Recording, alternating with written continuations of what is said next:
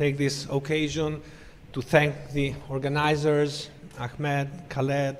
It's really a great pleasure to be back in your most wonderful country after several years, and it's a great honor to have the opportunity to share my thoughts with the distinguished members of your societies and their guests. So, here are some disclosures. As Ahmed mentioned, after we treated our patients with either simple TIVR or even the 𝗏𝗀𝗃𝗀 technique, if we follow these patients for long enough, that's more than 5 years, we'll see that about a third to half of them will evolve into aneurysmal degeneration of their dissected aorta, which will either cause complications, death, or will require major treatment. So why does this happen? Well, we would think that since the aorta is dissected, we end up with a thinner outer wall, which is more fragile. This is probably the most intuitive thought we might have. However, I'll try to convince you that this is not the case, because yes, when the aorta dissects, we have a plane of dissection which is somewhere within the tonaca media of the artery. However, we do know that we can surgically endarterectomize the aorta, where an even more extreme plane of dissection is found in the outer layers of the tonaca media. And the endarterectomized aorta, they do not dilate, they do not become aneurysmatic. And there is quite strong evidence for that. So we should look somewhere else. Same thing applies when you do surgical fenestration. They tend not to dissect. And also septectomy. This is some anecdotal evidence from our own center. So what are the other factors that may influence this degeneration? Well, we know very well that partial thrombosis of the false lumen is a strong independent predictor of aortic growth. And also, we know that there are some instances where pressure tends to build up into the false lumen, and that's usually when you have a large proximal entry tear and smaller re-entry tears in the distal portion of the aorta. And there have been also some very interesting experimental studies on this done by the Spanish group of 𝗟𝗏𝗃𝗀𝗋. And it's mainly diastolic pressure that rises in the false lumen. So it's not really the thin wall of the aorta that makes it become aneurysmatic, but it's because there are two channels and pressure builds up in the false channel. So what can we do about it? Well, I'm going to try to introduce you to the stabilized concept. It's not new. It was shown about a decade ago by the Australian group of Peter Mossop and Ian Nixon, and it did not immediately gain acceptance in the surgical community, but now is catching up speed. So we start with, let me see if I can, we start with a 𝗏𝗃𝗀𝗃 technique, so which means we cover the proximal entry tear with a regular covered stent graft, and then we add bare stents distally, and then we balloon inside the stent graft and the bare stents in order to intentionally disrupt the lamella and obtain a single-channeled aorta. So this is an example. We have type B dissection here, complicated, and then this video I'm showing you is running at twice the normal speed in the interest of time.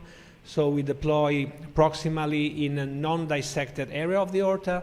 This means having to debranch the aortic arch in about 70% of the cases for the subclavian. Then we add all the bare stents all the way down to the aortic bifurcation.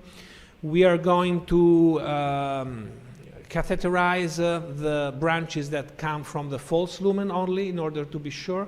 And then, as you can see, we balloon inside the covered stent grafts with a compliant balloon, a latex balloon, but I'm going to repeat this concept several times.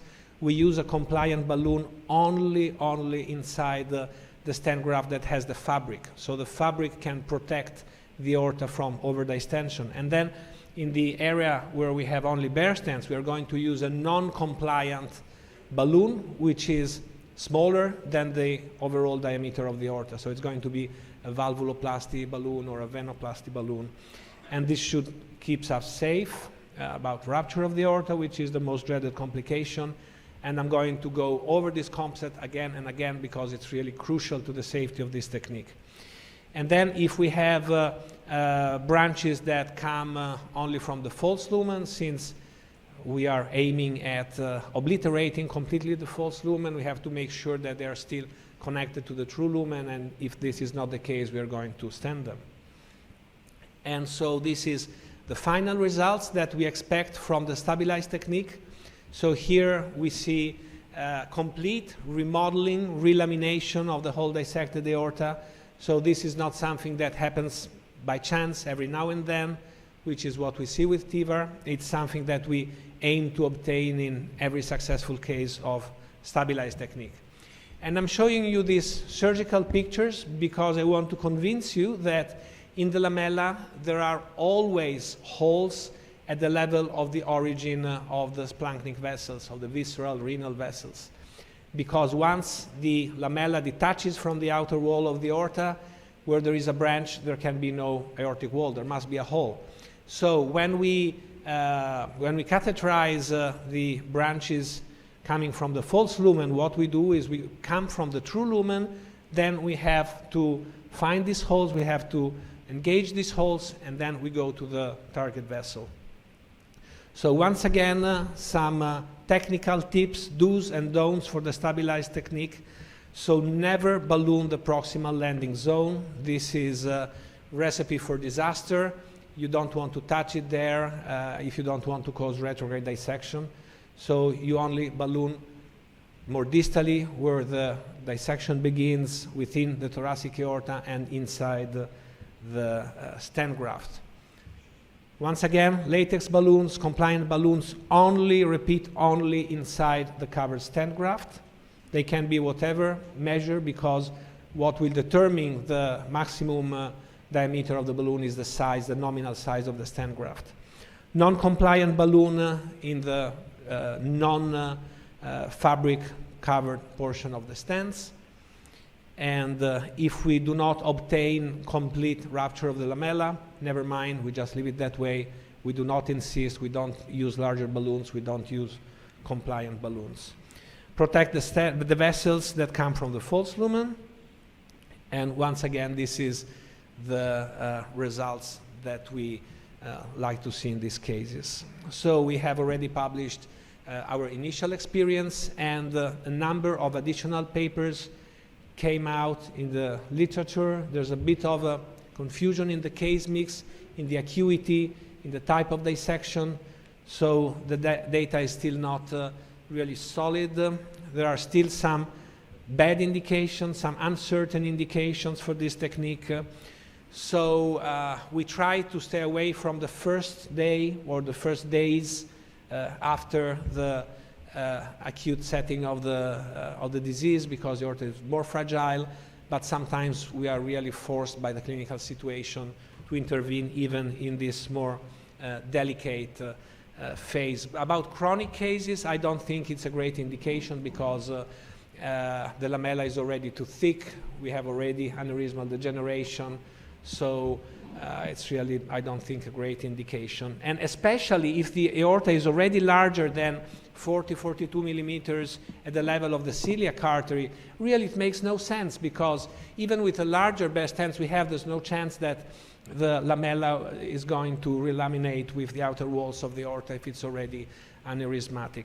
And then a word of caution for patients with connective tissue disorders. There's a report in the literature showing that there might be accelerated aneurysmal degeneration in these cases.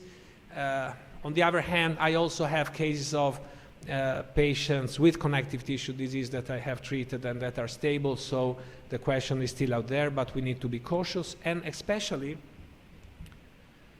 we need, I think, at least at this stage, to stick to the most accepted indications, so subacute, complicated cases, and this leads me to the final